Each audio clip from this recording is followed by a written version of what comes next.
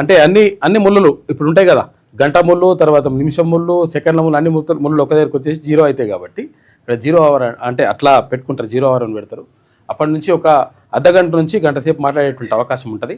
అంటే ముందుగా ఇచ్చినటువంటి అంశాలతో పాటు, అంటే ముందుగా అడిగినటువంటి ప్రశ్నలతో పాటు అప్పటికప్పుడు అంటే ఉదయం 10 గంటల లోపల ఇచ్చినటువంటి ప్రశ్నలకు కూడా అవకాశం ఉంటుంది. దాన్నే 0 అవర్ అంటారు. ఆ 0 అవర్లో కూడా చాలా విషయాలు ప్రస్తావించిండు తీర్మాన్ మల్లన్న. అయితే ఇక్కడ మున్సిపాలిటీ కార్మికులకు సంబంధించి కానీ, తర్వాత ఇటు యాదాద్రి టెంపుల్కి అభివృద్ధికి సంబంధించి కానీ చాలా విషయాలు కూడా ప్రస్తావించడం జరిగింది. అయితే బాధ్యత ఉంటే ఇట్లుంటుంది అన్నమాట లెక్క. అయితే బాధ్యత లేని మనుషులు ఎట్లుంటారంటే, ఇప్పుడు మింగలేక మంగళారం అన్నట్టు ఎట్లయితుంది. ఇప్పుడు బీఆర్ఎస్ వాళ్ళు ఏం చేసిండ్రు, మేము వెళ్ళిపోతున్నాం, మేము అది సభలో మాట్లాడడం, మేము కూసోము, మేము బైకాట్ చేస్తున్నాం అని చెప్పిండ్రు. శీతాకాల సమావేశాలు మొత్తం బైకాట్ చేస్తారట. అంటే దీన్ని ఏమంటారు, దీన్ని ఆయన వచ్చేమో నేను మొత్తం కూడా ఏది తోలు తీస్తా, తర్వాత ఇంకేంది అది తోలు తీసి ఏం చేస్తాడు, బెల్టులు చేస్తారా ఏం చేస్తారు, తోలు తీసి సంచులు కొడతా, బెల్టులు కొడతా, తర్వాత ఇవన్నీ చేస్తా, ఏం చేస్తా అని చెప్పిండు. ఆయనకే తెలుసుగా అన్నాడు. అవతల పడ్డాడు. ఒకనాడు ఇట్లా వచ్చిండు, 3 నిమిషాల సేపు ఉన్నాడు ఏది అసెంబ్లీలో ప్రతిపక్ష నాయకుడు, మళ్ళీ అవతల పడ్డాడు. తర్వాత ఈ ప్రతిపక్ష పాత్ర పోషించమని చెప్పేసి ఎవరికి హరీష్ రావు చెప్పిండు. హరీష్ రావు చెప్తే హరీష్ రావు బైకాట్ అని చెప్పేసి అవతల పడ్డాడు. మరి నిన్న ఏమైనా కేటీఆర్ అంటే మనం వచ్చిండ అంటే కేటీఆర్ కూడా రాలేదు. అంటే ప్రతిపక్ష నాయకులు సరైనటువంటి కార్యాచరణ లేకుండా, ప్రజల కోసం మాట్లాడాలనేటువంటి చిత్తశుద్ధి లేకుండా ఉంటే ఇట్లుంటుంది అన్నమాట లెక్క.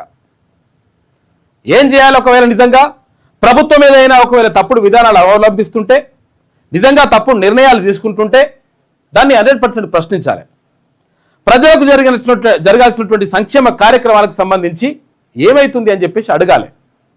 ఇదన్నీ అడగకుండా మేము అవతల వాడతాం, మేము బైకాట్ చేస్తున్నాం, బీకాట్ చేస్తున్నాం అని చెప్పేసి బీఆర్ఎస్ తప్పించుకున్నది. ఇప్పుడు అంటే ప్రధాన ప్రతిపక్షంగా ఉన్నటువంటి పార్టీ తన బాధ్యతల నుంచి పక్కకు తప్పుకుందంటే దాని అర్థం ఏంది అంటే, ఏమైంది అసలు యాక్చువల్గా కాంగ్రెస్ పార్టీ అంటే అధికారంలో ఉన్నటువంటి పార్టీ ఏమన్నది, మేము పవర్ పాయింట్ ప్రజెంటేషన్ చేస్తాము.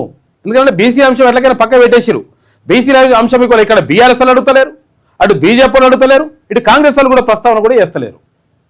ఇక్కడ బీసీ అంశం వీళ్ళకి అవసరం లేదనమాట. ఓట్లు అప్పుడు మాత్రమే అవసరం. ఓట్లు అప్పుడు వచ్చినప్పుడు కొట్టురు ఏరి తెలుస్తుంది వీళ్ళకు. అయితే ఇది పక్క పెట్టేసారు. మరి నిజంగా ఒకవేళ ప్రధానంగా చర్చ పెట్టాల్సినటువంటి అంశము ఏది, జల వివాదాలకు సంబంధించి మాట్లాడతాం, ఏకేస్తాం పీకేస్తాం అని చెప్పేసి మాట్లాడిండ్రు. మరి మాట్లాడినప్పుడు ఇక్కడ ఏది అధికార పక్షం ఏమన్నది, మేము పవర్ పాయింట్ ప్రజెంటేషన్ చేస్తాం, తర్వాత సూపర్ దేనికంటే దానికి మేము సమాధానం చెప్తాం అనగానే, నిజంగా ఒకవేళ అవకతవకలు జరగకపోయి ఉంటే అప్పుడు గతంలో నిజంగా ఒకవేళ అంత మంచి జరిగి ఉంటే ప్రతిపక్షం ఏం చేయాలి, కూర్చోవాలి. 100% ఇగో ఇది జరిగింది, ఇగో ఇట్లా జరుగుతూ ఉంది, ఇగో మీరు చేస్తున్నటువంటి విధానాలు ఇట్లున్నాయి, కాబట్టి ఏపీకి ఇట్లా దోచిపెడుతున్నారు, ఇక్కడ కృష్ణా జలాల్లో ఇవి పోయినాయి, గోదావరి జలాల్లో ఇవి పోయినాయి, ఇట్లా మాట్లాడాల్సినటువంటి అవసరం ఉంటుంది. అదేం లేకుండా సప్పుడేక అవతల పడ్డారు. అంటే ప్రతిపక్ష పార్టీ, ప్రతిపక్ష హోదా ఉన్నటువంటి నాయకుడు ఏది అసెంబ్లీలో ప్రతిపక్షంగా నాయకుడు, ఆయననేమో ఒక్కరోజు 3 నిమిషాలు వచ్చేసి అవతల పడతాడు, పాదమోదో అనుకుంటాడు.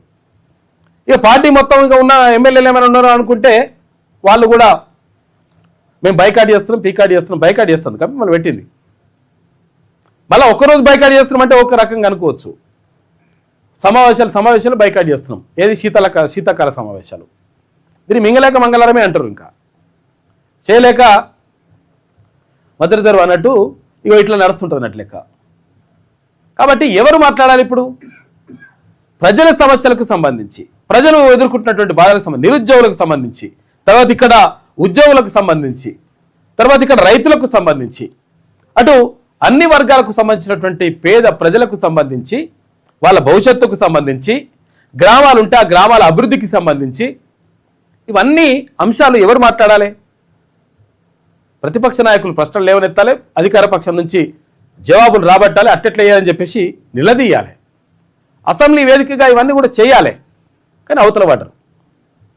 వీళ్ళకి కూడా మంచిగా ఉన్నది. ఇప్పుడు అధికార పక్షం వల్ల మంచిగా ఉన్నది, ప్రతిపక్ష పోలు కూడా మంచిగా అవతల పడ్డరు. ఇక ఎవరన్నా ఫుల్ సైడ్ ఎవరన్నా అయిందంటే ఇది పబ్లికే పిచ్చోళ్ళు అన్నట్టుగా. అరే మిమ్మల్ని ఏం చేయమని పంపించినాం, అక్కడికి అసెంబ్లీకి పంపించినాం, మిమ్మల్ని ఓట్లేసి మా గురించి మాట్లాడతారు, మా అభివృద్ధి కోసం మీరు సంక్షేమం కోసం కృషి చేస్తారని చెప్పేసి పంపిస్తే ఇట్లా ఎవరు తప్పించుకున్నారో వాళ్ళు తప్పించుకుంటున్నారు.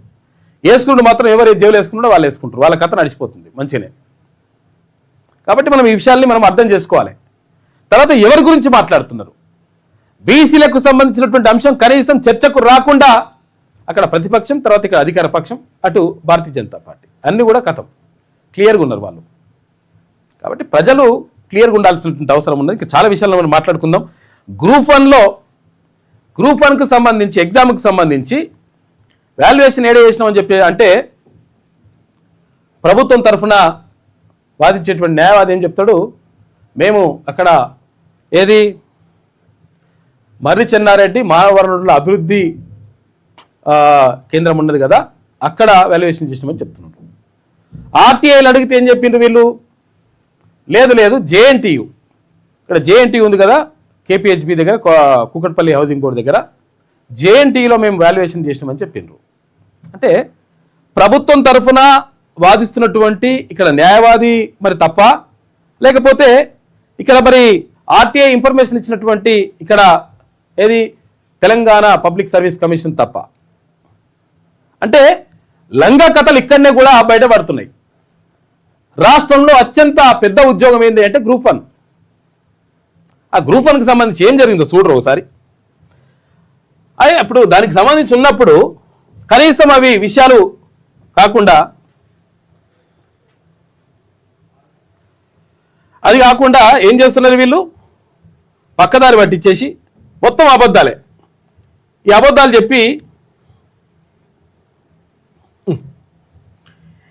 చెప్పేసి అవతల పడుతుంటే ఇప్పుడు నిజంగా నష్టపోయేది ఎవరంటే ప్రభుత్వ ఉద్యోగాల కోసం రాత్రనక పగలనక కష్టపడి చదివి ఇబ్బంది పడి అట్లా చేసినటువంటి ఎవరు నిరుద్యోగులు ఇబ్బంది పడతా ఉన్నారు. అయితే ఇక్కడ కన్ఫర్డ్ ఐఏఎస్ ఉంటుంది. మళ్ళీ ఇంకోటి ఇక గ్రూప్ 1 అంటే మనకు గుర్తుకొచ్చింది కన్ఫర్డ్ ఐఏఎస్. అంటే గ్రూప్ 1 నుంచి ఇక్కడ సెంట్రల్ సర్వీసెస్కి పంపిస్తారు, రాష్ట్ర ప్రభుత్వం పంపించాలి. ప్రతిపాదనలు పెడితే ఓ 5గురికి ఆ ప్రతిపాదనలు పెట్టుకుంటే 5గురిని పంపించేటువంటి అవకాశం ఉంటే ఒక ఆయనను పంపించి ఒక రెడ్డి గారిని పంపించేసారు.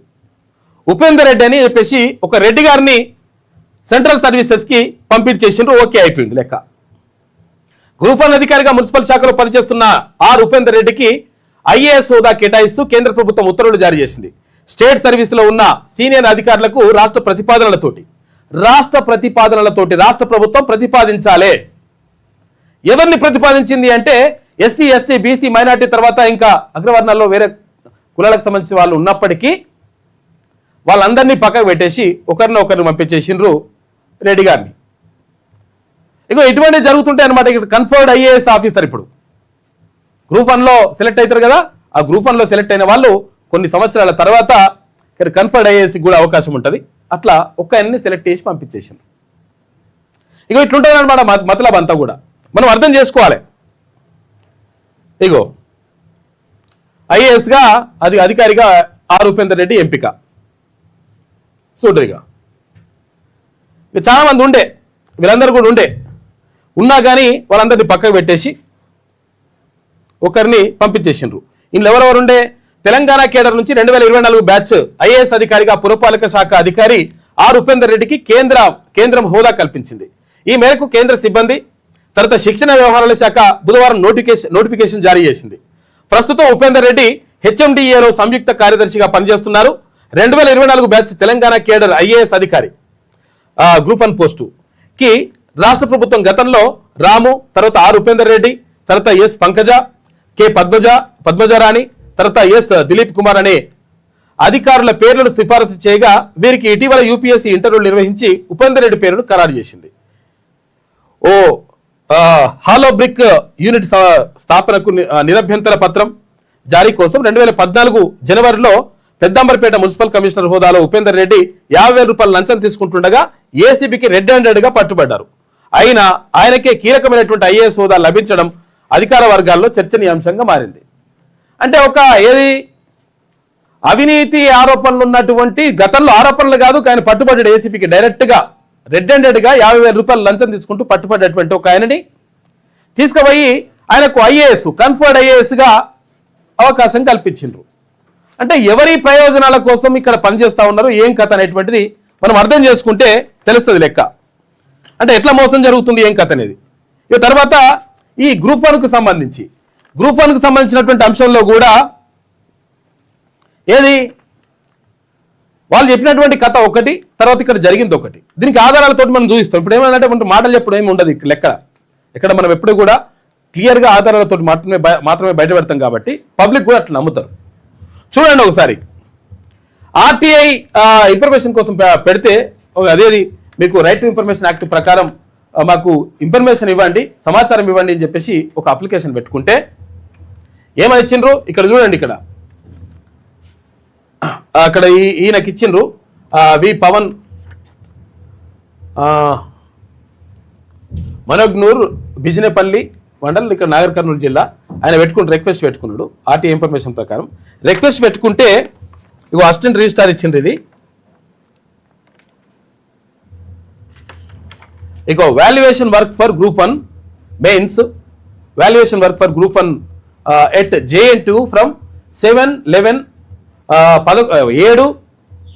నవంబర్ 2024 నుంచి 12/1/2025 వరకు ఎక్కడ జరిగిందట, వాల్యుయేషన్ వర్క్ ఎట్ JNTU అని చెప్పేసి చెప్పిండ్రు. JNTUలో ఈ వాల్యుయేషన్ జరిగిందని చెప్పిండ్రు కదా. చూడండి ఇక్కడ క్లియర్గా చూడండి, ఆర్టీఐ ఇన్ఫర్మేషన్ ఇది. మనం సొంత కవిత్వం ఏం కాదు, అసిస్టెంట్ రిజిస్ట్రార్ ఇచ్చేసిండ్రు ఇక్కడ. ఏది గ్రూప్ 1 వాల్యుయేషన్ ఎక్కడ జరిగింది నాయన, మొత్తం కూడా అవకతవకలు జరిగినాయి, మొత్తం మోసం జరిగింది అని చెప్పేసి చాలా మంది అడిగితే ఇన్ఫర్మేషన్ ఇచ్చినటువంటి ప్రత్యేక ఇన్ఫర్మేషన్ ఇట్లా క్లియర్ ఇన్ఫర్మేషన్ ఇట్లా ఇచ్చిండ్రు కదా. చూడరు, ఇది చూసిండ్రు కదా, ఓకేనా. ఇది చూసిన తర్వాత చూడండి ఇప్పుడు అక్కడ కోర్టు ఏం చెప్పిండ్రు. These evaluations were held in a centralized place or distributed over several? No, centralized. All of them were there in the Marri Chenna Reddy Institute. There's a very big institute, it's administrative. All the administrators are trained there. State and some of the center IAS guys also get to them there. They were there for a whole month. There's provision for stay for all the evaluators.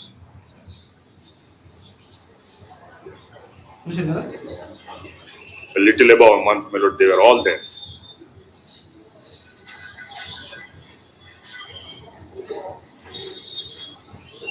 కోర్టుకి చెప్పింది చూడండి, మీకు మనం అర్థమైంది కదా లెక్క. ఇక్కడ చెప్పిందేమో ఎక్కడ వాల్యుయేషన్ చేసిండ్రా నాయన అంటే అడిగింది రైట్ టు ఇన్ఫర్మేషన్ ప్రకారం ఇచ్చినటువంటి ఇన్ఫర్మేషన్ లో మాత్రం JNTUలో మేము పేపర్ వాల్యుయేషన్ పేపర్ దిద్దినామని చెప్పిండ్రు.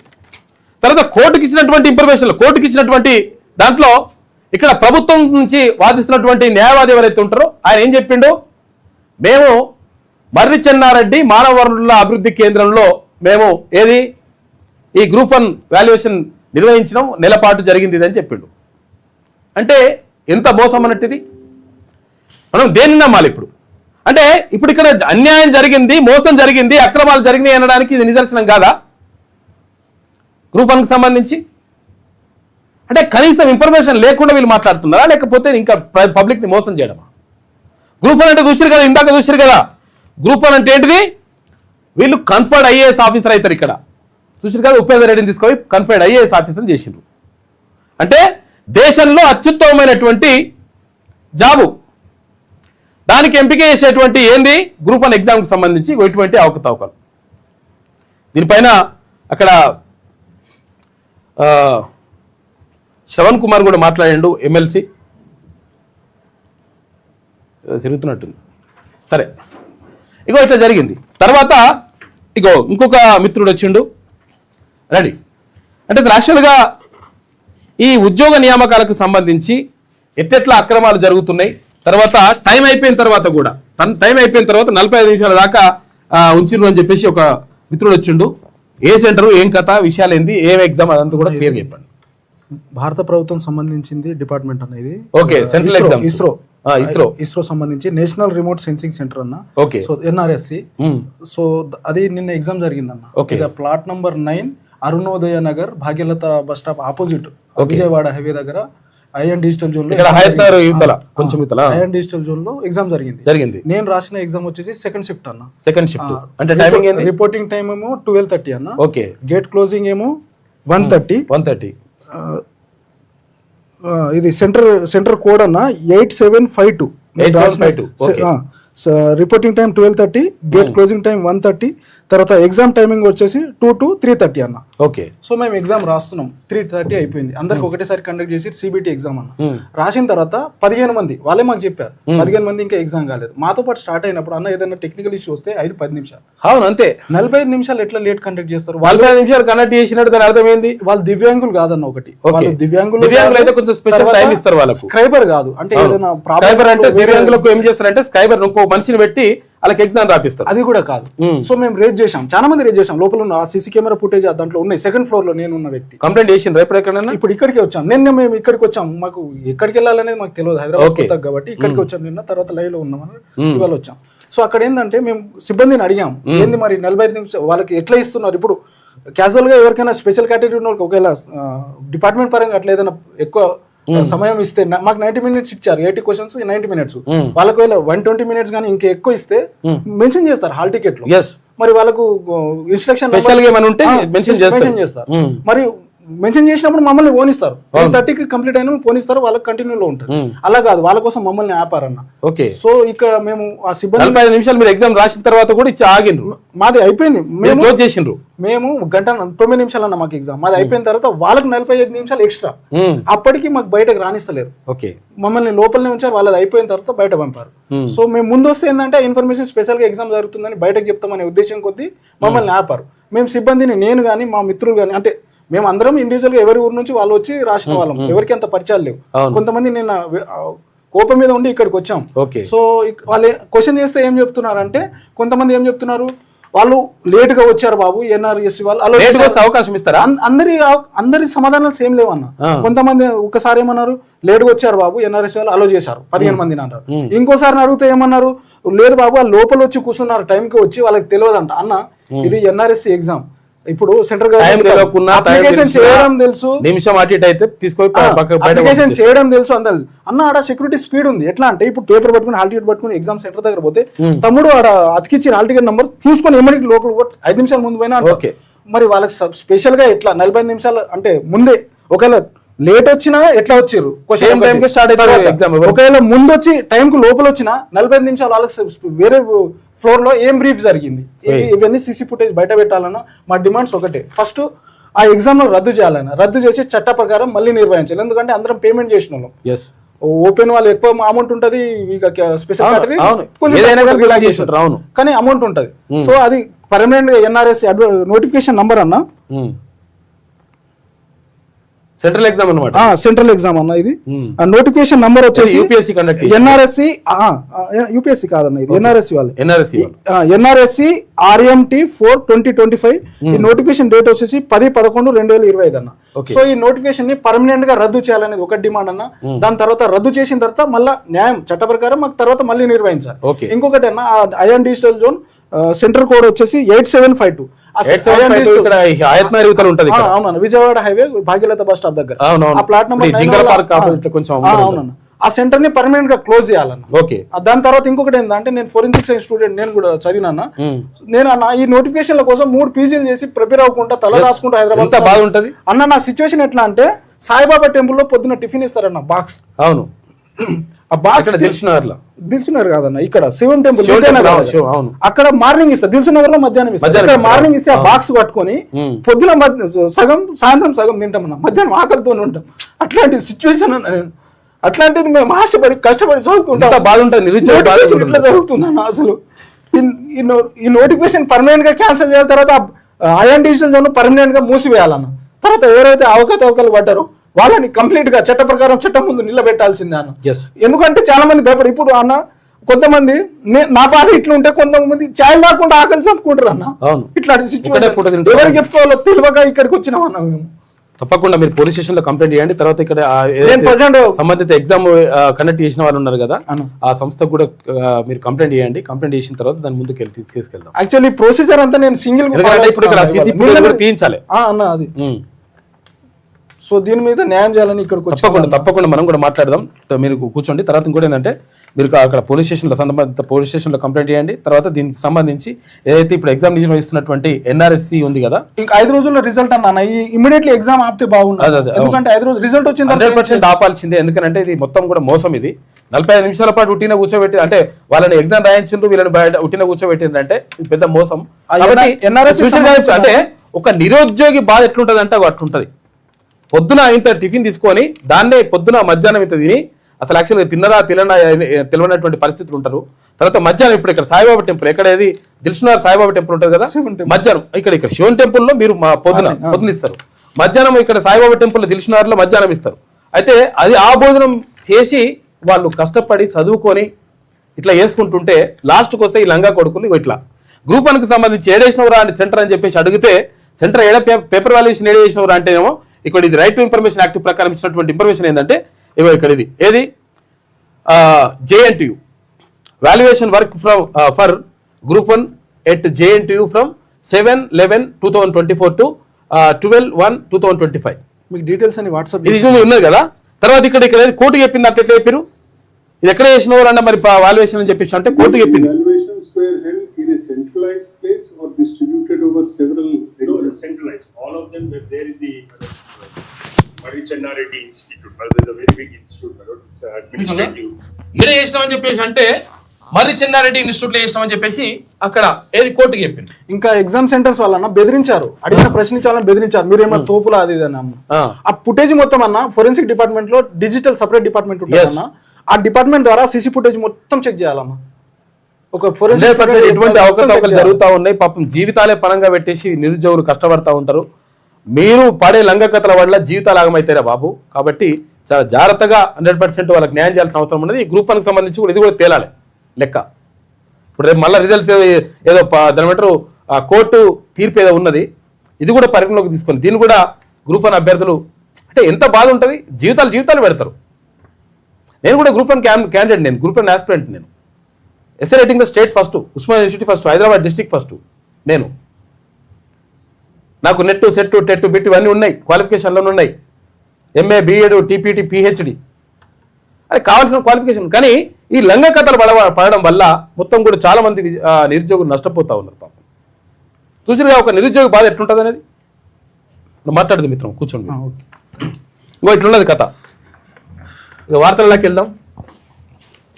లేట్ అయిపోయింది అనుకుంటా, అయినా కానీ మనకు ఇప్పుడు ఏమున్నాయి, ఇప్పుడు అంతా ఉట్టిదే లెక్క, అంత అన్ని పేపర్లకు అదే రాసుకొచ్చిండ్రు. మేము మూసి ముందు పోతామని మేము అవతలికి పోతున్నామని వాళ్ళు BRS ఉంది. మూసిపై ముందుకే మార్చి నెలాఖరుకు తొలి దశ అంచనాలు ఖరారు. ఆ వెంటనే 21 కిలోమీటర్ల పనులకు టెండర్లు. సంక్రాంతిలోపు DPR పై స్పష్టత. ఇక ADB నుంచి 4,000 కోట్ల రూపాయల రుణం. వచ్చే 2 ఏళ్లలో హైదరాబాద్కు 20 TMCల గోదావరి జలాలు. ఇక అభివృద్ధి చేస్తుంటే కొందరు విషయం కక్కుతున్నారని చెప్పి శాసనసభలో ముఖ్యమంత్రి రేవంత్ రెడ్డి మాట్లాడాడు. ఏమైంది, మూసిపైన మేము ముందుకు పోతామని ముఖ్యమంత్రి గారు చెప్పిండ్రు. ఉపాధి హామీలో మార్పులు, పేదలకు తీరని అన్యాయం, పట్టణాలకు మళ్లీ వలసలు తప్పవు అని చెప్పేసి సీఎం అంటా ఉన్నారు. ఇక్కడ బండారం బయటపడుతుందనే భరాసా పలాయనం. మంత్రులు జూపల్లి, తర్వాత వాకిటి శ్రీహరి. ఏమైంది, వీళ్ళు బయటకు వెళ్ళిపోయారు. రంగారెడ్డి జిల్లా అస్తిత్వం దెబ్బతీసేలా GHMC డివిజన్ల విభజన జరిగిందని చెప్పేసి కాంగ్రెస్ పార్టీ ఎమ్మెల్యే బల్రెడ్డి రంగారెడ్డి అంటా ఉన్నారు. రంగారెడ్డి జిల్లాకు అన్యాయం జరుగుతుందని. ఇక్కడ అసెంబ్లీ సమావేశాలను బహిష్కరిస్తున్నాం, ప్రభుత్వ తీరుకు నిరసనగా ఈ నిర్ణయం అని చెప్పేసి BRS అంటుంది. ప్రభుత్వ తీరుకు నిరసనగా ఎట్లా చేస్తారు మీరు? అసెంబ్లీలో ఉండి కదా చర్చించాల్సింది, అసెంబ్లీలో ఉండి కదా మాట్లాడాల్సింది. ప్రజల కోసం మాట్లాడాలని నిజంగా చిత్తశుద్ధి ఉంటే మీరు అవతలకి ఎట్లా పోతారు? ఒక్కరోజు పోయినంటే మనం అనుకో సమావేశాలు మేము బహిష్కరిస్తామని చెప్తున్నారు.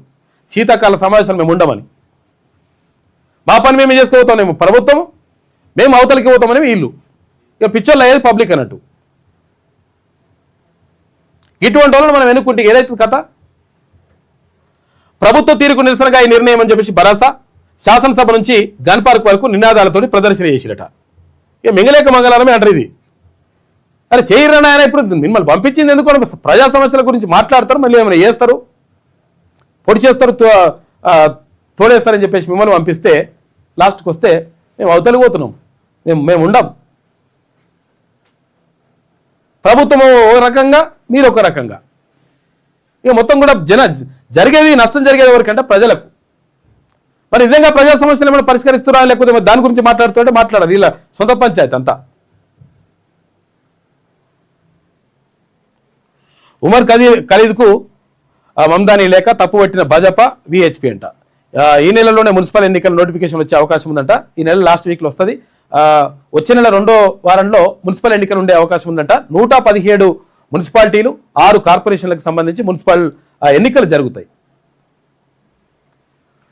ఇక ట్రిబ్యునల్ తీర్పు తర్వాతే పాలమూరు రంగారెడ్డి డిపిఆర్ పరిశీలన, కేంద్ర జలసంఘం స్పష్టీకరణ. చూసుకో, ఇక ట్రిబ్యునల్ తీర్పు తర్వాతనే జలసంఘం ఇప్పుడు పరిశీలిస్తాము, ఎట్లా చేస్తాం ఇట్లా చేస్తాం అంటుంది పాలమూరు రంగారెడ్డికి సంబంధించి. అంటే తెలంగాణకు సంబంధించినటువంటి అంశం పైన ఇట్లుంటుంది అట్ల లెక్క. ఏపీకి అయితేనేమో ఓకే డిపిఆర్ అది మిగులు జలాలు వస్తాయి సార్ అంటే వస్తే అయితే ఓకే, సంతకం పెట్టుకుంటూ పోతారు అన్నట్టు. తెలంగాణకు అన్యాయం జరుగుతూ ఉంది.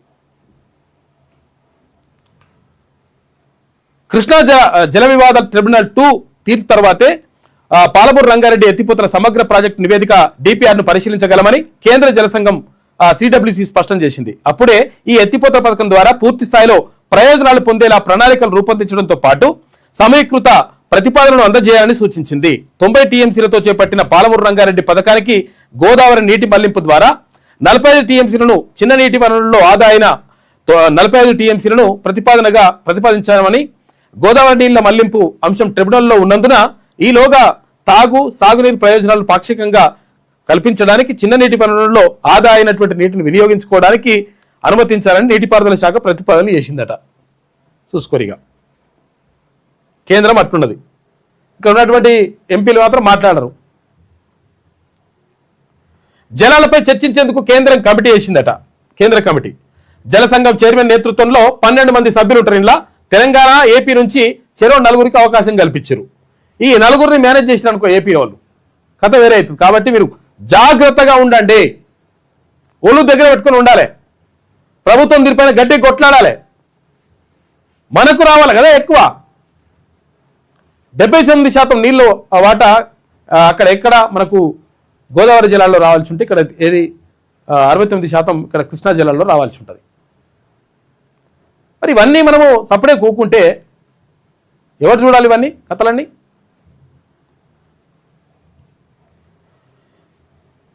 ఇక్కడ 3 నెలల్లో నివేదిక ఇవ్వాలని ఆదేశించినట. ఆంధ్రప్రదేశ్, తెలంగాణ మధ్య నదీ జలాల అంశంపై చర్చించేందుకు కేంద్ర జలసంఘం చైర్మన్ నేతృత్వంలో 12 మంది సభ్యులతో కమిటీని ఏర్పాటు చేస్తూ కేంద్ర జలశక్తి మంత్రిత్వ శాఖ ఆదేశాలు జారీ చేసింది. సభ్యుల్లో 2 రాష్ట్రాల నుంచి 4 చొప్పున నియమించింది. గత ఏడాది జూలై 16న జలశక్తి శాఖ మంత్రి అధ్యక్షతన జరిగిన 2 రాష్ట్రాల ముఖ్యమంత్రుల సమావేశంలో తీసుకున్న నిర్ణయానికి అనుగుణంగా ఈ కమిటీని ఏర్పాటు చేసినట్టుగా పేర్కొన్నదట. కమిటీ చైర్మన్ గా కేంద్ర జలసంఘం సిడబ్ల్యూసి చైర్మన్, సభ్యులుగా తెలంగాణ నుంచి నీటిపారుదల శాఖ సలహాదారు, ముఖ్య కార్యదర్శి, ప్రత్యేక కార్యదర్శి, ఈఎన్సీ జనరల్, ఆంధ్రప్రదేశ్ నుంచి జలవనరుల శాఖ ప్రత్యేక ప్రధాన కార్యదర్శి, సలహాదారు, ఈఎన్సీ, రాష్ట్ర అంతర్గత జల విభాగం చీఫ్ ఇంజనీర్ ఉంటారట. ఇప్పుడు ఎవరెవరు ఉంటారు ఏం కథనో కానీ చూడరు. మరి తెలంగాణకు జరగాల్సినటువంటి వాటాని సంబంధించి మీరు సరిగ్గా కొట్లాడలేదనుకో మీ సంగతి ఉంటుంది లెక్క. ఇక సంఘం శరణం గచ్చామి అని చెప్పేసి, అంటే మనం ఎన్ని సాధించినా ఏమున్నా కానీ సంఘంలో అంటే మనము సమాజంలో ఉన్నాం కాబట్టి మనము అందరితోటి మంచిగా ఉండేటువంటి అంటే ఎక్కువ మానవ సంబంధాలను కలిగి ఉండేటువంటి ప్రయత్నం చేస్తేనే మంచిది. అరే ఒకరు చనిపోతే లేకపోతే ఒకరు ఏమైనా జరిగితే అరే అది మంచి వ్యక్తి ఉండే తర్వాత అట్లా అని చెప్పేసి కొన్ని వందల వేల లక్షల మంది మన గురించి మాట్లాడుకుంటే అది లెక్క. మన దగ్గర ఎంతమంది ఉన్నది కాదు, మన తోడుగా ఎవరున్నారన్నది లెక్క. ఎక్కువ సమాచారం తెలుసుకుంటున్నా, ఎక్కువ డిగ్రీలు సంపాదిస్తున్నా, ఎక్కువ గంటలు పనిచేస్తున్నా, ఎక్కువ సాంకేతికతను ఉపయోగిస్తున్నా నా అన్నవారు నీకు ఉండాలి. చదువు ఉన్నా ఉద్యోగం లేదు, ఉద్యోగం ఉన్నా స్థిరత్వం లేదు, స్థిరత్వం ఉన్నా మానసిక ప్రశాంతత లేదు. ఈ దశలో ఏమున్నా లేకున్నా మనసులో మాట పంచుకోవడానికి, మేమున్నామంటూ నిలబడడానికి 10 మంది కావాల్సింది. మరి ఆ సామాజిక సంపద నీకుందా అని చెప్పేసి అంటే ఇప్పుడు ఫేస్బుక్లలో తర్వాత ట్విట్టర్లలో ఇట్లా అంటుంటారు, ఇట్లా సూపర్ డూపర్ ఇట్లా అంటుంటారు. ఇవన్నీ జరుగుతుంటాయి. ఇవి కాదు కావాల్సింది. మనకు మన అనేటువంటి వాళ్ళు, మనల్ని పలకరించే వాళ్ళు, మనకు మంచి చెడులు చూసేవాళ్ళు, మన కోసం ఆలోచించే వాళ్ళు ఉండాలి కొంతమంది. ఆ కొంతమందిని సంపాదించుకోండి అని చెప్తా ఉంది ప్రత్యేక కథనం ఇది. జై భవ. ఇక తెలుగు వెలుగుల వేడుక అని చెప్పేసి 3వ ప్రపంచ తెలుగు మహాసభలకు సిద్ధమైన గుంటూరు నేటి నుంచి 3 రోజుల పాటు నిర్వహణ అని చెప్పేసి ఒకటి వార్త కనిపిస్తా ఉంది. మనం 4వ ప్రపంచ తెలుగు మహాసభలు పెట్టుకున్నాం. ఇప్పుడు కేసీఆర్ 2015లో పెట్టిండు అవతల వాడాడు. మరి 4వ ప్రపంచ తెలుగు మహాసభలు పెట్టినాక వీళ్ళు 3వ ప్రపంచ తెలుగు మహాసభలు పెట్టుకుంటారు. ఏపీలో, ఆంధ్రప్రదేశ్లో నేటి నుంచి 3 రోజుల పాటు నిర్వహణ. 3వ ప్రపంచ తెలుగు మహాసభలకు గుంటూరులో ఏర్పాట్లు పూర్తయ్యాయి. శనివారం ఉదయం 10 గంటలకు ప్రారంభోత్సవ సభ జరగనుంది. అన్నమయ్య కీర్తనల సహస్ర గలార్చన నడుమ సుప్రీంకోర్టు న్యాయమూర్తి జస్టిస్ పమిడి గంటం శ్రీ నరసింహ, కేంద్ర సహాయ మంత్రి పెమ్మసాని చంద్రశేఖర్, విశ్వయోగి విశ్వంజీ, తర్వాత ఏపీ శాసనసభాపతి చింతకాయల అయ్యన్న పాత్రుడు, గుంటూరు మేయర్ కోవెలమూడి రవీంద్ర చేతుల మీదుగా ఈ కార్యక్రమం ప్రారంభం కానుంది. అదే సమయంలో మహాసభల ప్రాంగణం చుట్టూ ఏర్పాటు చేసినటువంటి 4 ఉపవేదికలపై సన్మానాలు, సాహితీ సదస్సులు, కవి సమ్మేళనాలు, తెలుగు చలనచిత్ర గీతాలాపనలు మొదలు కానున్నాయి. ఈ కార్యక్రమాలు రాత్రి 11 గంటల వరకు జరుగుతాయని మహాసభల నిర్వాహకుడు, ఆంధ్ర సారస్వత పరిషత్ అధ్యక్షుడు గజల్ శ్రీనివాస్ తెలిపారు. ఆధ్యాత్మిక వేదికపై ప్రవచనాలు, హోమాలు, కళ్యాణాలు ఉంటాయన్నారు. ప్రధాన వేదిక ముందు ఏర్పాటు చేసిన రామోజీరావు హస్తకళ ప్రాంగణంలో తెలుగు భాషకు సంబంధించినటువంటి ఈ విషయాలన్నీ కూడా పెడతారట. కాబట్టి తెలుగు మహాసభలు నిజంగా కూడా తెలుగు మహాసభలని మనము అంటే చాలామంది ఏమనుకుంటారంటే భాషలో ఏమున్నది అంటే భాషలో చాలా ఉంటాయి. భాషలో మన సంస్కృతి ఉంటుంది, మన సాంప్రదాయం ఉంటుంది, మన కట్టుబొట్టు ఉంటుంది, మనము అసలు జీవన విధానం ఉంటుంది. దాంట్లో భాషలో సర్వం ఉంటాయి. మనం ఇక్కడ నైతిక విలువలు నేర్చుకోవాలంటే, నైతిక విలువలని మనం పెంపొందించుకోవాలంటే అక్కడ ఏది పద్యాల్లో నీతి పద్యాలు ఉంటాయి, నీతి కథలు ఉంటాయి. తర్వాత ఇవన్నీ రకరకాలుగా ఇవన్నీ కూడా మనకు అక్కడ అందుబాటులోకి, దానివల్ల మానవుని యొక్క పరివర్తనలో మార్పు రావడానికి అవకాశం ఉంటుంది. మానవుడు అంటే గొప్పగా ఉండడానికి అంటే మార్గదర్శకంగా ఉండడానికి అవకాశం ఉంటుంది. కాబట్టి భాష ఎందుకు ఉపయోగపడుతుంది అంటే భాష చాలా రకాలుగా ఉపయోగపడుతుంది. అందుకే జంగాల పాపయ్య శాస్త్రి పేరుతోటి పానుగంటి వారు రాస్తారనమాట. మకరంద బింద చంద తుంతులమగ మాతృభాషయే, మహానంద కంద సందాహన తుంతులమగ మాతృభాషయే, కమరత కఠిన కఠిత వదులకు వదులు, బిగికి బిగి, జోరులకు జోరు, ఎదురికనకి ఎదురెక్కు, నన్ను వన్నను, నన్ను చిన్నడు, నన్ను హోయను, నన్ను ఒయ్యాను, నన్ను తలుకు, నన్ను బెలుకులు కలిగినటువంటి మాతృభాషయే. అటువంటి మాతృభాషను విడిచి వ్యాసములకు, ఉపన్యాసములకు కలిగినటువంటి మాతృభాషయే. ఇలా అటువంటి మాతృభాషను విడిచి ఆంగ్లం మాట్లాడట న్యాయమేనా? 10 కాకులు కావుకోమంటుంటే ఒక కాకి కొకరొక్కు అంటే ఈ 10 కాకులు ఊరుకొనునా? తెలుగు భాష బట్టి గడ్డి భాష ఉస్మే రస్లహి ఔర్ జీవనహి అని చెప్పేసి గోల్కొండ నవాబ్ అన్నాడు. అంటే తెలుగు భాష మీద ఉన్నటువంటి తెలుగు భాష మీద ఉన్నటువంటి ద్వేషం కాదు, ఆయన భాష మీద ఉన్నటువంటి మమకారంతో అట్లా అన్నాడు. కాబట్టి దేశ భాషలందు తెలుగు లెస్స అని చెప్పేసి శ్రీకృష్ణదేవరాయలు లాంటి వాళ్ళు అంటే దేశ భాషలందు తెలుగు లెస్ అయ్యేటువంటి అవకాశాలు ప్రమాదం కనిపిస్తూ ఉంది ఈ పరిస్థితుల్లో. కాబట్టి తెలుగును కాపాడుకోవాల్సినటువంటి అవసరం 100% ఉంటుంది. మన భాషను కాపాడుకున్నప్పుడు, మన సంస్కృతిని కాపాడుకున్నప్పుడు, మన సాంప్రదాయాలను కాపాడుకున్నప్పుడు మాత్రమే మానవ జీవన గమనం సక్రమంగా నడుస్తుంది. నాగరికతకు భవిష్యత్తులో చరిత్రలో ఈ అధ్యాయము ఒక సువర్ణ అధ్యాయంగా మిగిలిపోతుంది. అట్లా కాకుండా మీ భాష ఏమొద్దు అవసరం లేదు. ఎందుకని వేరే భాషలు నేర్చుకోవడానికి ప్రయత్నం చేస్తున్నంటే అన్నం పెట్టేటువంటి భాష కావాలనుకుంటారు, బువ్వ పెట్టని భాష మాకెందుకు అనుకుంటారు. కాబట్టి ఇలా అన్నం పెట్టేటువంటి ఏర్పాటు చేయాలంటే ఉద్యోగ కల్పనలో భాష ప్రాముఖ్యాన్ని కల్పిస్తే 100% ఏది మంచి జరుగుతుంది. కాబట్టి ఏపీలో అక్కడ జరుగుతూ ఉన్నాయి, ఇవాళ నుంచే స్టార్ట్ అవుతున్నాయి తెలుగు మహాసభలు. ఇక మద్యం దాగి దొరికిన పైలట్ దొరికిండట. చూసుకో, ఇక ఇక్కడ బస్సు డ్రైవరు, కార్ డ్రైవర్ కాదు దొరికింది, పైలట్. ఏది విమానాన్ని నడిపెట్ట ఆయన. తప్పించుకొని వెళ్తే పట్టుకోలేమనుకున్నావా అని చెప్పేసి మీది పోతుంది గాలిబటర్ మీద. ఇట్లుంటుందంట కథ. ఇది ఈనాడులో ఉన్నటువంటి ప్రధాన కథనాలు. అయితే ఒకసారి వెలుగుదిన పత్రిక చూద్దాం. ఢిల్లీని కమ్మేసిన పొగమంచు, లో విజిబిలిటీ కారణంగా 66 విమానాలు, అంటే లో విజిబిలిటీ అంటే కనిపిస్తలేనమాట, ఇక అసలు ముందర ఏముందో కనిపించేది, మొత్తం కూడా పొగమంచు ఉంటుంది. అట్లుందంట. విజిబిలిటీ కారణంగా 66 విమానాలు రద్దు చేసిరు. రన్వేపై 50 మీటర్ల కంటే తక్కువగా విజిబిలిటీ ఉంది. వందలాది విమానాలు ఆలస్యం, ఎయిర్పోర్ట్లో ప్రయాణికుల అవస్థలు, 40కి పైగా రైళ్ల టైమింగ్స్ పై ప్రభావం పడుతుందట. రాష్ట్రంలోని పలు జిల్లాల్లో మంచు దుప్పటి. ఉదయం 10 గంటల దాకా వీడని ఫాగ్ అని చెప్పేసి మొత్తం కూడా పొగ మంచు గమ్మేస్తున్నది. చాలామంది ఇప్పుడు రావాలంటే కూడా ఇబ్బంది పడుతున్నారు. ఊర్ల నుంచి, జిల్లాల నుంచి హైదరాబాద్కి రావాలంటే కూడా మొత్తం కారు నడిపి నిన్న కొంతమంది వచ్చిండ్రు పాపం. ఏమైంది అంటే మేము పొద్దున 4 గంటలకే మేము లేచి బయలుదేరినాం, కానీ ఏమైందంట ఈ మంచు దుప్ప మొత్తం పొగ మంచు రావడంతో రోడే కనిపిస్తలేదు, ముందర వెహికల్స్ వస్తున్నాయా లేవో అర్థమైతలేదు, దాంతో యాక్సిడెంట్ ఏమైనా అయితే అని చెప్పేసి భయంతో మెలమెల వచ్చినామని చెప్తున్నారు వాళ్ళు. బీఆర్ఎస్ వాళ్ళ కడుపులో మూసీని మించిన విషయం ఉంది అని చెప్పేసి ముఖ్యమంత్రి అంటున్నాడు. మురికి కూపంగా మారిన నదిని ప్రక్షాళన చేస్తామంటే అడ్డుకుంటారా? అభివృద్ధిని అడ్డుకుంటే మిమ్మల్ని చరిత్ర క్షమించదు అని చెప్పేసి సీఎం రేవంత్ రెడ్డి కోట్ల రూపాయలు ఖర్చు పెట్టి సోషల్ మీడియాలో నాపై దాడి చేస్తున్నారు. ఎవరన్నీ చేసినా వెనక్కి తగ్గను, ప్రక్షాళన చేసి తీరుతాం. అక్రమ కట్టడాలు ఫామ్ హౌస్లను ఉపేక్షించేది లేదు, ఎంతటి వారైనా విడిచిపెట్టాం. మేం చేస్తున్నది రియల్ ఎస్టేట్ వ్యాపారం కాదు, హైదరాబాద్ అభివృద్ధి. మూసీలో ఏడాదంతా మంచినీళ్లు ప్రవహించేలా ప్రణాళిక. 2 ఏళ్లలో గండిపేటకు గోదావరి జలాలు, మార్చి 31లోగా మూసీ ప్రక్షాళన మొదటి దశ పనులు ప్రారంభం. గండిపేట టు గౌరెల్లి 55 కిలోమీటర్లు భారీ ఎలివేటెడ్ కారిడార్. నదీ తీరంలో ఆలయం, మసీదు, చర్చి, గురుద్వారా నిర్మిస్తామని చెప్తున్నాడు. బాబుఘాట్ వద్ద గాంధీ సరోవర్ నిర్మిస్తామని కూడా ముఖ్యమంత్రి రేవంత్ రెడ్డి నిన్న చెప్పిండు. ఏది ఏమైనా కానీ నేను అట్టి పరిస్థితుల్లో మూసీ ప్రక్షాళన చేసి తీరుతా అంటున్నాడు. రకరకాలు ఉన్నాయి అన్న విషయాలు. కొంతమంది ఏమంటున్నారు ఇది కూడా కాళేశ్వరం లెక్కన అవుతుందని, కొంతమంది లేదు నిజంగా మూసి సుందరీకరణ చేయడం ద్వారా మంచినీళ్లు వారి వస్తాయి, ఈ మురికి నీళ్లు పోతాయి, మోరు నీళ్ళు పోతాయి అని చెప్పేసి కొంతమంది అంటున్నారు. రకరకాలుగా ఉండేది దాని మీద చర్చ. ఇక బీఆర్ఎస్ బైకాట్ చేసింది చూసుకో. ఇక బీఆర్ఎస్ పార్టీ ఏమైంది, అవతలకు పోయింది. మేము ఉండం, మేము పోతాం అంటే ఇంకట్లా నడుస్తున్నాడు కథ.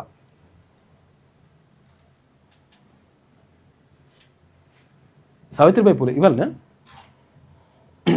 ఓకే.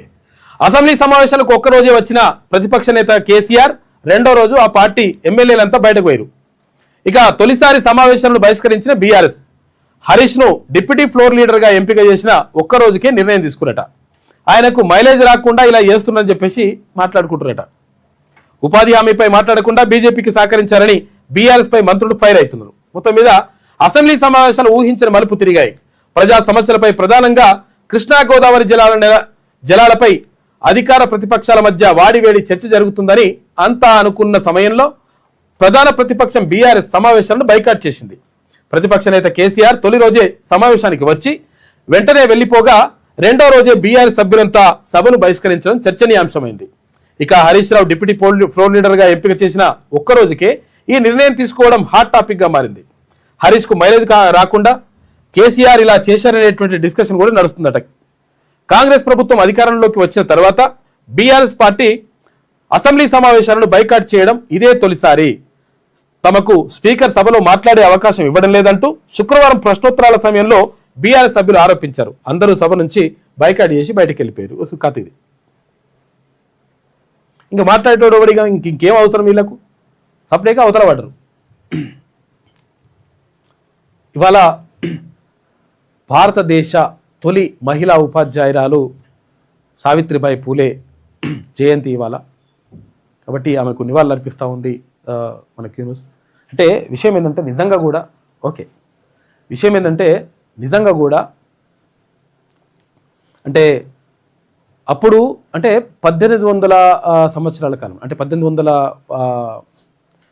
శతకం కాలంలో నిజంగా కూడా బడుగు బలహీన వర్గాలు, ప్రధానంగా మహిళలు చదువుకోవడం అనేటువంటిది అవకాశం లేకుండా ఉంటుండే. అటువంటి పరిస్థితులను అధిగమించి మహిళలకు విద్యను అందించాలి, తర్వాత బడుగు బలహీన వర్గాల బిడ్డలందరూ కూడా, దళితులందరూ కూడా ఈ విద్యకు అందుబాటులో ఉంటే వాళ్ళ జీవితాలు బాగుపడతాయి అని చెప్పేసి నమ్మింది సావిత్రిబాయి పూలే. దానికి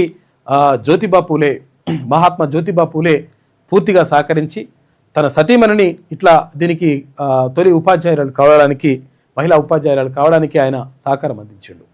అంటే ఒకటి ఏదైనా సంస్కరణ జరగాలంటే వాళ్ళు తీసుకున్నటువంటి నిర్ణయాలు భవిష్యత్ తరాలకు ఆదర్శంగా ఉంటాయి. అటువంటి ఆదర్శమూర్తి సావిత్రిబాయి పూలే, తర్వాత మహాత్మా జ్యోతిబా పూలే.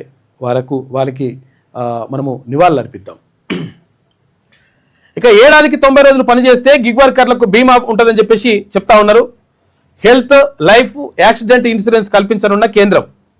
ఏడాదికి 90 రోజులు ఒకవేళ వర్క్ చేస్తుంటే, అంటే స్విగ్గీ, జొమాటో, తర్వాత పిమాటో ఇవన్నీ ఉన్నాయి కదా, ఇవి ఎట్లా పని చేస్తున్న ఎవరైతే ఉంటారో పార్ట్ టైం వర్క్ చేస్తుంటారు. పాపం చాలా మంది ఏం చేస్తుంటారు అంటే ఉద్యోగాలకు అంటే ప్రభుత్వ ఉద్యోగాల కోసం పోటీ పరీక్షలకు ప్రిపేర్ అవుతున్నటువంటి వాళ్ళు ఈ గిగ్ వర్కర్లుగా, తర్వాత ఇక్కడ రకరకాల చిన్న చిన్న పనులు చేసుకుంటా పార్ట్ టైం జాబులు చేసుకుంటా వాళ్ళు వెళ్తూ ఉంటారు అనమాట. అయితే వాళ్ళు 90 రోజుల వరకు అంటే వీళ్ళైనా కానీ ఎవరైనా కానీ 90 రోజుల పాటు ఈ గిగ్ వర్కర్గా పనిచేస్తే, ఒకే సంస్థలో పనిచేస్తే వాళ్ళకు బీమా కల్పించాలని చెప్పేసి కేంద్ర ప్రభుత్వం నిర్ణయించిందట. మంచి పని చేస్తున్నది. ఒకే అగ్రిగేటర్ ద్వారా అయితే కనీసం 10 దినాలు 90 రోజులు, వేరు అగ్రిగేటర్లు అంటే ఒకే సంస్థ కాకుండా వేరే ఉంటాయి కదా, అగ్రిగేటర్ల ద్వారా అయితే 120 రోజులు పని చేయాలి.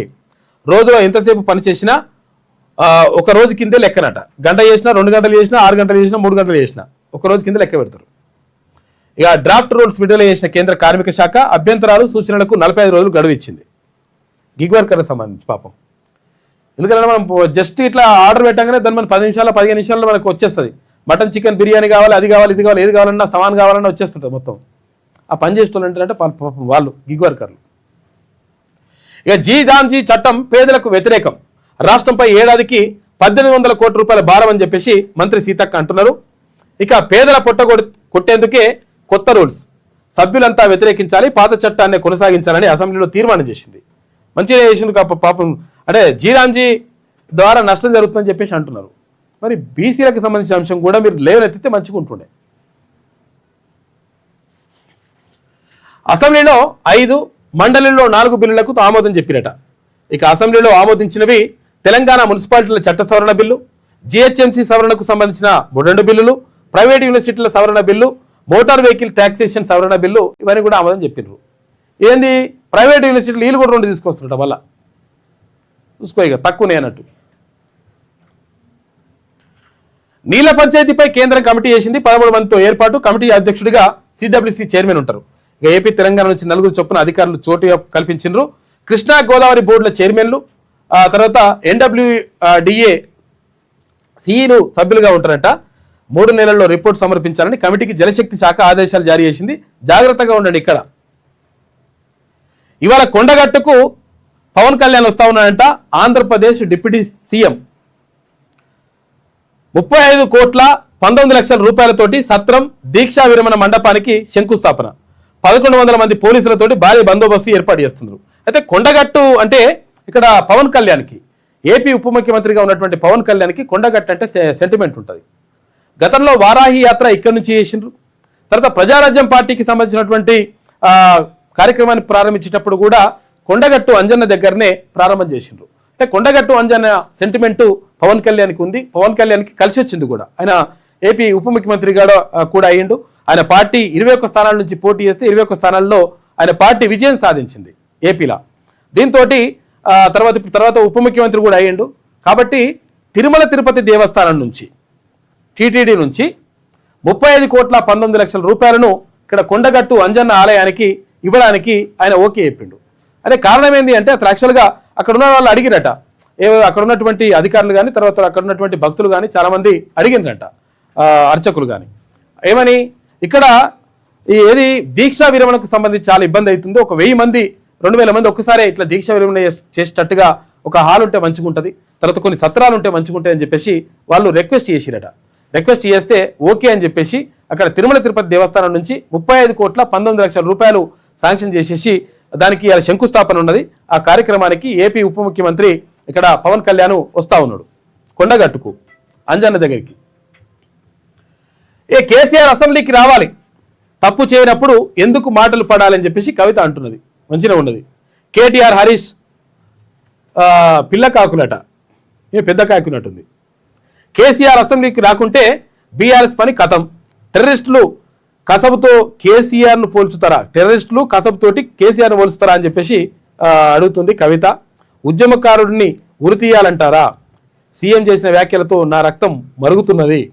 ప్రాజెక్టు పనుల ప్యాకేజీని హరీష్ అమ్ముకున్నాడు. అలాంటి వ్యక్తి సభలో మాట్లాడితే మ్యాచ్ ఫిక్సింగే. కేసీఆర్ పిలిచినా మళ్ళీ బీఆర్ఎస్లోకి పోను, పార్టీ పెట్టి వచ్చే ఎన్నికల్లో పోటీ చేస్తాడట. అక్కడ షర్మిల చేసింది, మధ్య బాగానే వచ్చినాయా సీట్లు, ఒకటి కూడా రానట్టున్నది. నీ పని కూడా గంతి అవుతుండని ఉండొచ్చు అని చెప్పేసి పబ్లిక్ అంటున్నారు. ఇక వాట్సాప్కే హాల్ టికెట్లు వస్తాయంట. ఇంటర్ బోర్డు కీలక నిర్ణయం తీసుకున్నది. ఇంటర్ ఫస్ట్ ఇయర్కి సంబంధించి సెకండ్ ఇయర్కి సంబంధించి మొత్తం హాల్ టికెట్లు వస్తాయంట. ఏమైనా కొంచెం ఏమైనా మార్పులు చేర్పులు అంటే ఏమన్నా కరెక్షన్స్ ఉంటే కూడా చేసుకోవాలని చెప్తుంది. పేరెంట్స్ నెంబర్కు నేరుగా డౌన్లోడ్ లింక్ వస్తుంది. తప్పులుంటే ముందే సరిచూసుకునే అవకాశం కూడా ఉంటుంది. సెకండ్ ఇయర్ హాల్ టికెట్ పైన ఫస్ట్ ఇయర్ మార్కులు కూడా ఇస్తారట. ఫిబ్రవరి 2 నుంచి ప్రాక్టికల్స్ షురూ అవుతున్నాయి. ఇక గ్రోక్లో అశ్లీల కంటెంట్ను తొలగించండి. ఎక్స్కు కేంద్రం నోటీసులు ఇచ్చింది. ఈ గ్రోక్లో ఏమవుతుంది విషయం ఏంటంటే ఇప్పుడు ఏఐ వచ్చిన తర్వాత మనం మాట్లాడకుండా మనం మాట్లాడినట్టుగా లేకపోతే ఇంకొకరు మాట్లాడిన మాటలు ఇట్లా ఒడ్లు ఫోటో ఉంటే చాలు ఇష్టం వచ్చిన మాటలుగా వాటిని చెప్పలేమే అవి మొగ్గలు పువ్వులు తర్వాత రకరకాలు ఇష్టం వచ్చిన అవి అవి అవి చెప్తే అసలు దారుణంగా ఉంటాయి. ఇంత దారుణంగా మాటలతోటి హీరోయిన్ల ఫోటోలు పెట్టి హీరోయిన్ల మాట్లాడినట్టుగా లేకపోతే సెలబ్రిటీలో ఎవరైనా మాట్లాడినట్టుగా ఇష్టం వచ్చిన గలీజ్గా ఇవన్నీ ఏ కుర్రా బాబు మంచిగా ఉండదు మీకు మంచిగా ఉండదు అని చెప్పేసి నోటీసులు ఇచ్చిందట గ్రోక్కి. అందుకని 72 గంటల్లో నివేదిక ఇవ్వాలనే ఆదేశం. ఇక ఇల్లీగల్ కంటెంట్ను అనుమతిస్తే కఠిన చర్యలు తప్పవని హెచ్చరించింది. గ్రోక్లో మహిళల మార్ఫింగ్ ఫోటోలపై ఎంపీ ప్రియాంక చతుర్వేది ఆందోళన వ్యక్తం చేసింది. కేంద్ర ఐటీ మంత్రి అశ్విని వైష్ణవ్కు లేఖ రాసిందంట. కాబట్టి ఎక్స్కు నోటీసులు ఇచ్చేసింది కేంద్ర ప్రభుత్వం. అయితే గ్రోక్లో ఇష్టం వచ్చినట్టుగా ఇట్లా మార్ఫింగ్ చేసేసి ఆమె ఉన్నాయి లేనట్టుగా లేని ఉన్నట్టుగా మాట్లాడినట్టుగా అవి ఏది నిజమో ఏది అబద్ధమో కూడా అర్థమవుతుంది. అంత దారుణంగా కొంచెం క్లియర్గా తయారు చేస్తున్నారు. టెక్నాలజీ మంచికి ఉపయోగపడాలి కానీ ఈ అడమైన విషయాలకు ఉపయోగపడద్దు అని చెప్పేసి చాలామంది బాధపడుతున్నారు. ఇక పోలీసుల అదుపులో మావోయిస్టు బరిసే దేవనంట ఇంకొక నాయకుడు కూడా వచ్చేసిండు. చాలామంది మ్యాక్సిమం 2026 మార్చి 31 నాటికి మావోయిస్టు రహిత దేశంగా భారతదేశాన్ని తీర్చిదిద్దుతామని చెప్పేసి కేంద్ర హోంమంత్రి అమిత్ షా చెప్పినట్టే మొత్తం కూడా ఎక్కడికక్కడ ఏర్వేత కార్యక్రమాలు కలిసిన వాళ్ళకి కలిసినట్టుగా కాల్చి చంపుడు లేకపోతే లొంగిపోమని చెప్పేసి హెచ్చరించడం ఇవన్నీ కూడా జరుగుతూ ఉన్నాయి. అంటే విషయం ఏంటంటే అసలు యాక్చువల్గా ఒకటి చేయాల్సింది ఏంటంటే కేంద్ర ప్రభుత్వం ఇవన్నీ చేస్తుంది ఓకే, మావోయిస్టులు లేకుండా చూడాలని చెప్పేసి అనుకోవడం ఓకే, కానీ వాళ్ళతో నిజంగా ఒకవేళ వాళ్ళ డిమాండ్లు ఏమున్నాయి, ఆ డిమాండ్లు ఎందుకు వాళ్ళు మావోయిస్టులుగా మారుతున్నారు, అడవుల్లోకి వెళ్ళి వాళ్ళ ప్రాణాలను ఎందుకు అర్పిస్తున్నారు అనేటువంటి విషయాన్ని వాళ్ళతోటి ఒక చర్చ జరిపి వాళ్ళ డిమాండ్లు ఏందో ఉన్నాయో వాళ్ళని తీసుకొని ఆ డిమాండ్లను తీసుకొని వాటిని పరిష్కరించే ప్రయత్నం చేస్తే ఇంకా బాగుండేది.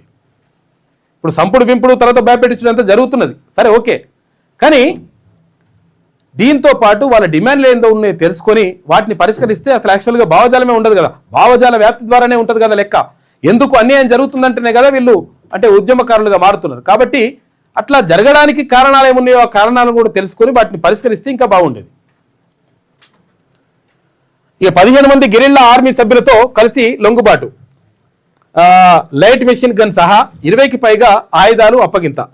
రేపు మీడియా ముందు ప్రవేశపెట్టనున్న పోలీసులు 30 ఏండ్ల హిడ్మాతో కలిసి పలు ఆపరేషన్లో పాల్గొన్న దేవా అని చెప్పేసి ఒక వార్త కనిపిస్తూ ఉంది. ఇక 3 రోజుల్లో 975 కోట్ల రూపాయల మద్యం అమ్మిరట.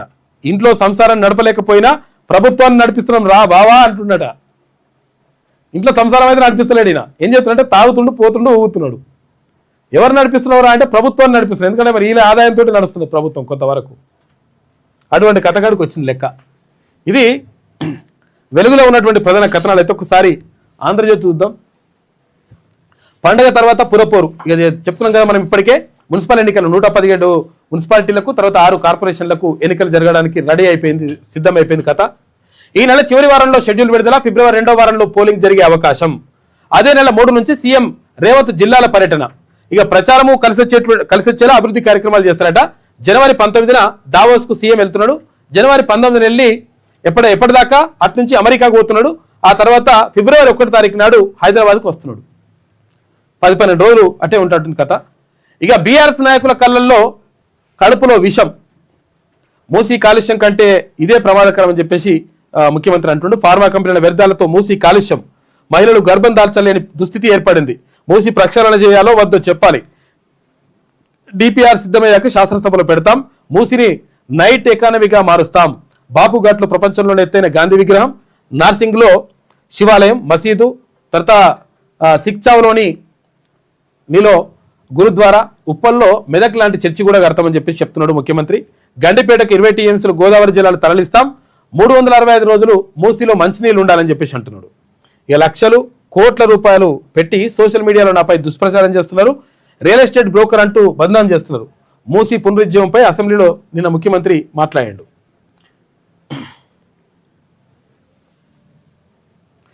నిన్న కడుపులో విషము ఎట్లా అంటే కడుపు నిండా విషయం. మూసీలో ఉన్న కాలుష్యానికంటే వీళ్ళ కడుపులలో అంతకంటే ఎక్కువ విషయం ఉంది అధ్యక్ష. విషం చెందుతున్నారు.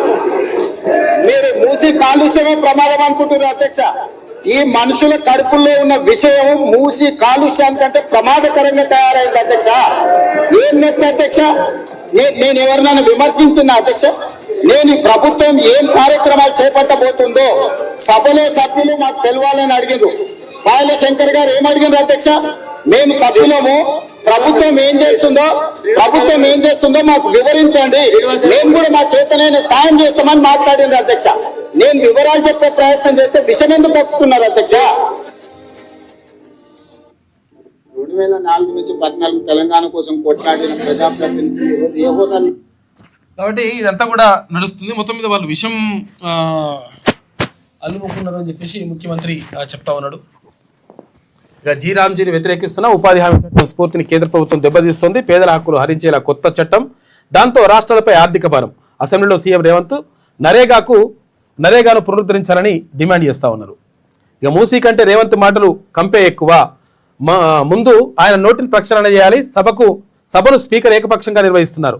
జవాబు చెప్పలేక మాపై దాడి అని చెప్పేసి హరీష్ రావు స్పీకర్ సీఎం తీరుకు నిరసనగా వాకౌట్ చేశారట. ఇక సమావేశాన్ని బహిష్కరిస్తున్నట్లు వెల్లడి. గన్ పార్క్ వద్ద బీఆర్ఎస్ సభ్యులు నిరసన చెప్తున్నారు. కేసీఆర్ నోరు యమునా నది కంటే కంపు, ఆయన మాటలు అందరికీ తెలుసు అని చెప్పేసి కోమటిరెడ్డి వెంకటరెడ్డి అంటున్నాడు. అరే ఏదేమన్నా కానీ బాగానే ఉన్నది, కానీ ఇప్పుడు కథ ఏంటంటే, ఇప్పుడు మనం నిన్ననే చెప్పినా కానీ నిన్న ఎట్టి పరిస్థితుల్లో కాక రాడన్నాం, కాక రాలే. ఇక తర్వాత వీళ్ళు కూడా బయటకు పోతున్నారు. కథ ఇక సమావేశాలకు రాంట చూసుకో. ఇక సమావేశాలే బహిష్కరిస్తున్నాం, ఆడలేక మద్దతు ధరు అన్నట్టు కథ ఉన్నది కథ. కేసీఆర్ సభకు రావాలి, ఆరోపణలపై మాట్లాడాలి, చిత్తశుద్ధి నిరూపించుకోవాలని చెప్పేసి కవిత అంటున్నది. ఇక కొత్త బైక్పై 2000 రూపాయలు సెస్ చేస్తున్నట, కారుకు 5000 రూపాయలు, భారీ వాహనాలకు 10,000 రూపాయలట. ఇక రహదారి భద్రతా సెస్సు వసూలుకు సర్కార్ నిర్ణయం తీసుకుంది. అసెంబ్లీలో బిల్లు పెడతారట. ప్రమాదాల నివారణకు సుప్రీం ఆదేశాల మేరకు నిర్ణయం. ఏటా 300 కోట్ల రూపాయల రాబడి. తేలికపాటి రవాణా వాహనాల త్రైమాసిక పన్ను లైఫ్ ట్యాక్స్గా మారుస్తున్నారట. ఇక భవనాల క్రమబద్ధీకరణ ప్రకటిస్తాం, న్యాయపరమైన చిక్కులన్నీ త్వరలో పరిష్కరిస్తాం అని చెప్పేసి మంత్రి శ్రీధర్బాబు అంటుండు. రాష్ట్రంలో మరో 2 ప్రైవేటు యూనివర్సిటీలకు అనుమతి. చూసుకో, ఇక ప్రైవేట్ యూనివర్సిటీలు పెట్టుకున్నారు నాయన. ఈ యూనివర్సిటీలు కథం చేయరు, కంపే ఆల్రెడీ చచ్చిపోయినాయి, వాటిని బొందబెట్టులో ఒకటే ఉన్నది. ఇక ఇప్పుడు ప్రభుత్వ విద్యని మంచి బలోపేతం చేస్తాం, అట్లా చేస్తాం, ఇట్లా చేస్తాం, ఏకినం పీక్తాం అని చెప్పేసి మళ్ళీ డైలాగులు కొట్టి లాస్ట్కి వస్తే ప్రైవేట్ యూనివర్సిటీలు మళ్ళీ ఇంకోరు వాళ్ళు 5 ఇచ్చిపోయి వీళ్ళు 2 పల్ల మా వంతు ఏదైనా ఇంకో 2 ఏళ్ళు అయినాక మళ్ళీ ఇంకో 4 ఇది మీ ఏం పోయింది. రంగారెడ్డి భువనగిరి జిల్లాలో ఏర్పాటు అని చెప్పేసి ఒక వార్త. కార్పొరేషన్లకు ఓకే. పంచాయతీరాజ్, పురపాలక, జీహెచ్ఎంసీ చట్టాలను సవరించిన ప్రభుత్వం 3 బిల్లులకు శాసనసభ ఆమోదం చెప్పింది. ఎమ్మెల్యేలతో మాట్లాడాకే కార్పొరేషన్ల సంఖ్యపై నిర్ణయం తీసుకుంటామని చెప్పిండ్రు. విలీన మున్సిపాలిటీల్లో ప్రజలపై పన్నుల భారం ఉండదు. భవన నిర్మాణ అనుమతుల మీద కూడా భారం వేయబోం. మౌలిక వసతుల్లో అసమానతలు తగ్గించేందుకే విలీనం. శాస్త్రీయంగానే సరిహద్దుల నిర్ణయం, ఆందోళన వద్దు. సమగ్ర అభివృద్ధికి ప్రణాళికలు, 360 డిగ్రీల కోణంలో మెట్రో. ఇక జీహెచ్ఎంసీ విలీనంపై సభలో మంత్రి శ్రీధర్బాబు మాట్లాడాడు. ఇక కోర్ అర్బన్ ఏరియాను ఆర్థిక జోన్గా గుర్తించినట్లు వెల్లడి. జీహెచ్ఎంసీ విస్తరణ అశాస్త్రీయంగా ఉంది, ప్రభుత్వానికి తొందరపాటు చర్య అని చెప్పేసి ఎమ్మెల్యే అక్బరుద్దీన్ అంటున్నాడు. గ్రేటర్ హైదరాబాద్ భవిష్యత్తును తాకట్టు పెట్టేలా విస్తరణ. బీజేపీ ఎమ్మెల్యే పాల్వాయి హరీష్ బాబు విమర్శ. ఇక మున్సిపల్ సవరణ బిల్లుకు మండలి కూడా ఆమోదం చెప్పింది. ఇక ఉమర్ ఖలీద్కు మమ్దాని సంఘీభావం చెప్పినాడు. వాడు ఇదేందుకు కథలు ఉండవు, మేమంతా నీ గురించి ఆలోచిస్తున్నామని సందేశం. ఉమర్కు మద్దతుగా అమెరికా చట్టసభ సభ్యుల లేఖ రాసినట. ఇది భారత వ్యవహారాల్లో జోక్యం చేసుకోవడం అని చెప్పేసి బీజేపీ అంటుంది. వాస్తవం ఇది.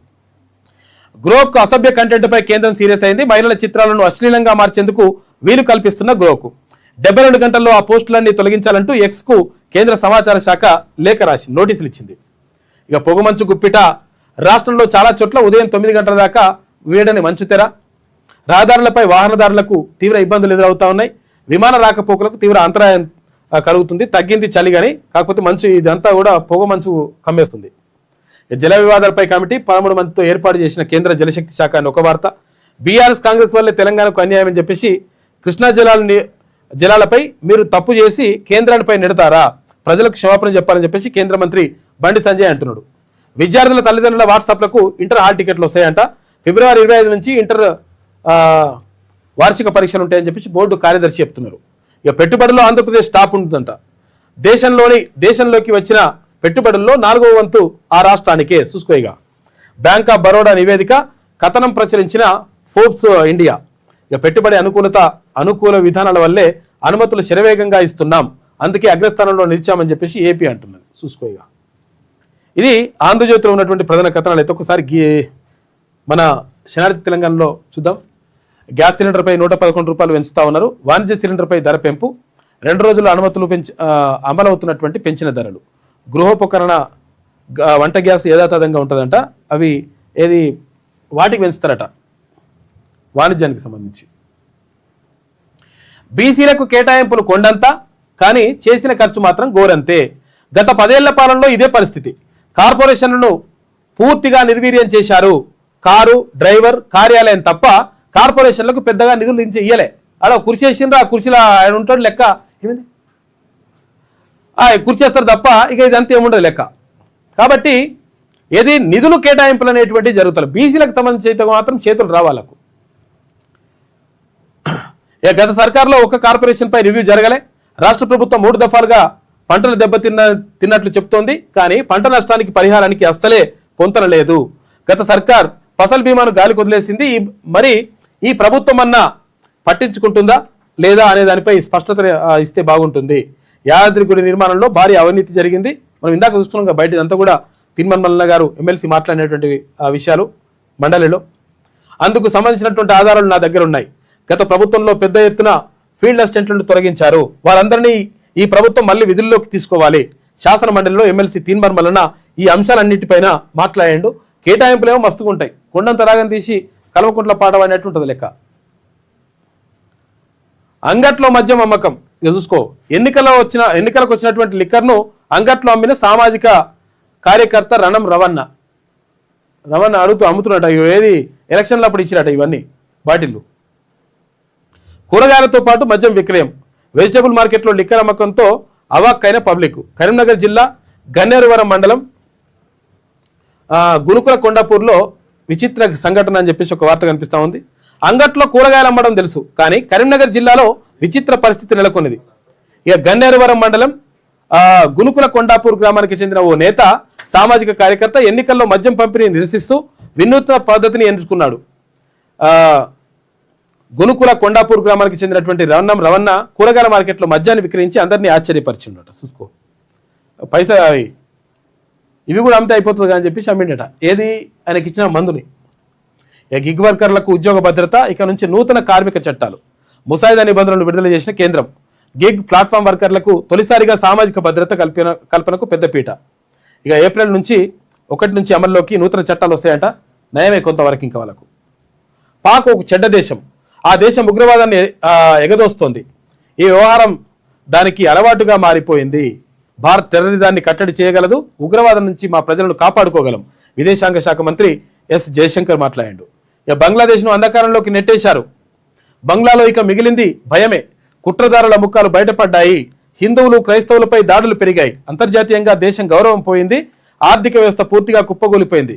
యూనస్ సర్కార్పై షేక్ హసీనా విమర్శలు చేస్తూ ఉంది. ఇవి ఇక్కడ ఉన్నది, ఇప్పుడు భారతదేశంలో ఉన్నది. ఆమె నదీ జలాల వివాదాల పరిష్కారానికి కమిటీ కేంద్ర జల సంఘం చైర్మన్ నేతృత్వంలో ఏర్పాటు చేస్తున్నారు.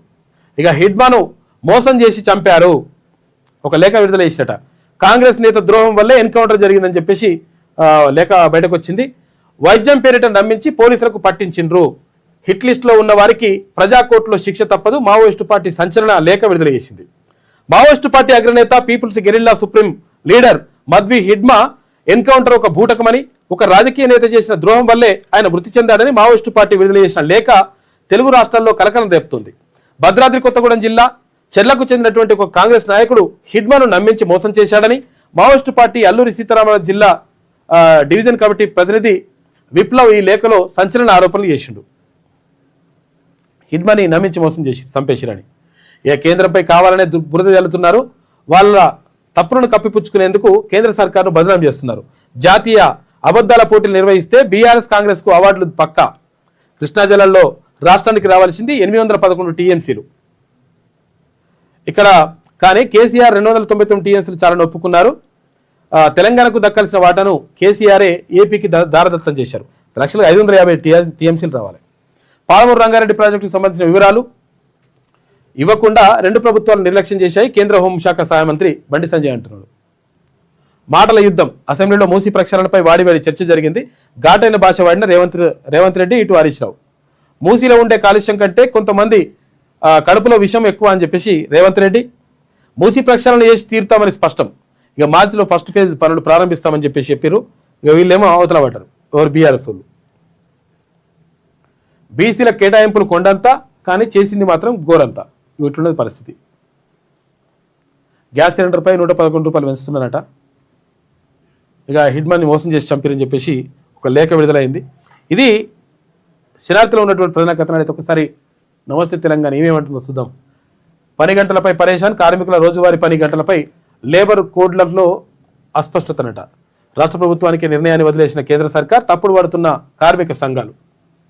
90 రోజులు పనిచేస్తే ఒకే అగ్రిగేటర్ వద్ద 3 నెలలు లేదా వేర్వేరు ప్లాట్ఫామ్ల వద్ద చేస్తే 120 రోజులంట. 3 నెలలు లేకపోతే 4 నెలలు. సామాజిక భద్రత కల్పించాలని చెప్పేసి కేంద్రం నిర్ణయం తీసుకుంది గిగ్ వర్కర్లకు. లోపల బయట నిరసన బాట అని చెప్పేసి, నిరసన బాట మంచిగా ఉండదు, కొట్టాడగా లోపల ఉండి కొట్లాడాలి, కానీ మీరు వెళ్ళిపోతే ఎట్లా? మన ప్రాజెక్టుల చుట్టూ విషవలయం. నిన్న తుమ్మిడి ఎట్టి నేడు జూరాలని చెప్పేసి ఇదో స్పెషల్ కథనాలు వేసుకొచ్చింది. కథలు ఏమైనా వేసుకొస్తుంది, కానీ ఈ మాటలు మరి అందులో చెప్పొచ్చు కదా అసెంబ్లీకి పోయి. సీఎంను విమర్శిస్తే మైక్ ఇయ్యరా అని చెప్పేసి స్పీకర్ స్పష్టీకరణ. సభలో దుమారం. బీఆర్ఎస్ బైకాట్ చేసినట్టుగా ఇట్లా. నల్లమల సాగర్పై కేంద్రం కమిటీ. సిడబ్ల్యూసీ నేతృత్వంలో 15 మందితో కమిటీ ఏర్పాటు చేస్తారట. ఇక నీటి లెక్కల డాటా గాయబ్. అధికారిక వెబ్సైట్ నుంచి శ్రీశైలం వివరాలు తొలగించినట. మూసీ పైన మురికి భాష. పూటకో మాట, అడుక్కు అబద్ధం. విషమే విజన్ లేదు.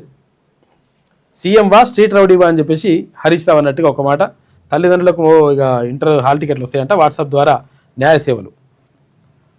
పంట కొనాలని రోడ్డెక్కిన రైతులు. రంగు మారిన సోయాను తేమతో సంబంధం లేకుండా పత్తి కొనాలని డిమాండ్ చేస్తూ వందలాది మంది రైతులు రోడ్డెక్కారు. బీఆర్ఎస్ ఆధ్వర్యంలో శుక్రవారం ఆదిలాబాద్ జిల్లా కాప్రీ వద్ద జాతీయ రహదారిని ఇలా దిగ్బంధించిరట.